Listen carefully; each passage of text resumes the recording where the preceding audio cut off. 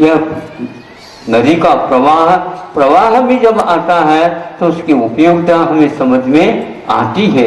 यहाँ उत्पन्न होती है और बहुत दूर तक चली जाती है, और हजारों हजारों किलोमीटर में जब यात्रा करते हैं तो कितने व्यक्ति, कितने जमीन लाभान्वित होती चली जाती है, उसके परिणाम कितने अच्छे लगते हैं। और यदि मान लो नदी सूख गई तो सब गए, अकाल घोषित हो जाता, ज़्यादा पानी हो जाता है तो भी अकाल घोषित हो जाता है, और पानी नहीं होता है तो भी अकाल घोषित है। नदी नदी है, नदी होते हुए भी पानी नहीं है तो नदी का है। मनुष्य है लेकिन मानवता यदि नहीं है तो काय को बताओ। मनुष्य है तो उसके साथ मानवता भी होना चाहिए। पवित्र मानव जीवन नाम से छोटी सी एक किताब, किंतु पद्यात्मक है, काव्यात्मक है, गुरु जी ने लिखा है, वो आप लोग सभी यहाँ पर प्राप्त कर सकते हैं।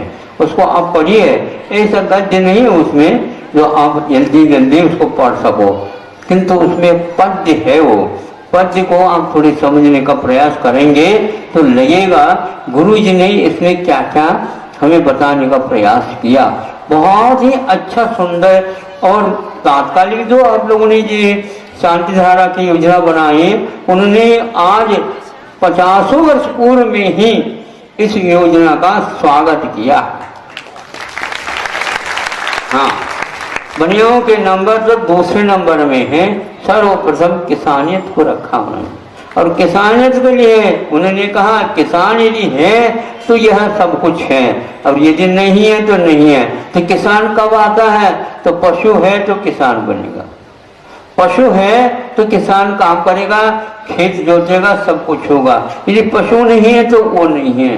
तो इसलिए किसान सात्विक जीवन जीता है, औरों के लिए भी है, रास्ता दे देता है, तो वह पशु के कारण देता है। पशु के माध्यम से ही किसान हो जाते, खेती हो जाती है, और खेती के लिए चाहिए खाद भी, तो खाद का उपलब्धि उसके हो जाते हैं। और शुद्ध आपका माइंड बना रहे, मन में, तन में, वचनों में शुद्ध धारा के लिए उसका वह दुग्ध का पान करेंगे तो आपका काम होगा।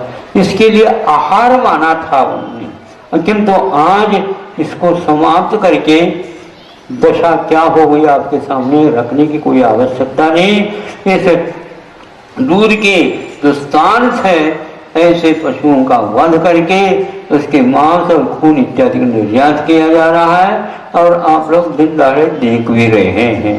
इस समय यदि आप कमर कस करके इस कार्य को रोकोगे नहीं, तब तक सरकार आपकी बात को कभी भी स्वीकारता नहीं देगी। तभी आप प्राचीन काल को वर्तमान काल में ला सकते हो, अन्यथा डूबना तो है ही। अब डूबने के उपरांत कोई उसका अर्थ नहीं निकलता। ऐसे पहले से गुरुदेव ने इसमें बात बहुत अच्छी लिखी। व्यापार का उन्होंने निषेध नहीं किया, किंतु दूसरे नंबर में व्यापार आता है, क्योंकि व्यापार के द्वारा जो कोई सोना चांदी आदि आदि करते हैं, इससे भी कोई खान पीन तो होता नहीं है, ये तो खाने के बाद की बात है। किंतु वस्त्र का यदि निर्माण होता तो खेती से होता। खेती यदि होते हैं तो पशु पहले चाहिए। पशु भी आपके लिए वस्त्र में योगदान देते, ये सिद्ध किया, वो है ही सिद्ध।